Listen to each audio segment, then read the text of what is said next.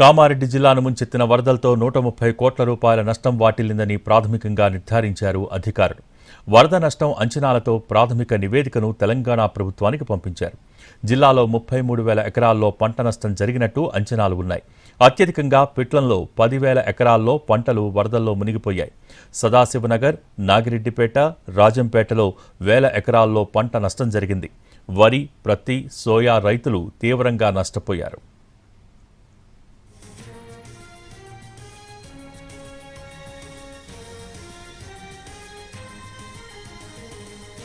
కామారెడ్డి జిల్లాలో భారీ వరదలకు రోడ్లు దెబ్బతినడంతో పలు గ్రామాలకు వాహనాల రాకపోకలు నిలిచిపోయాయి.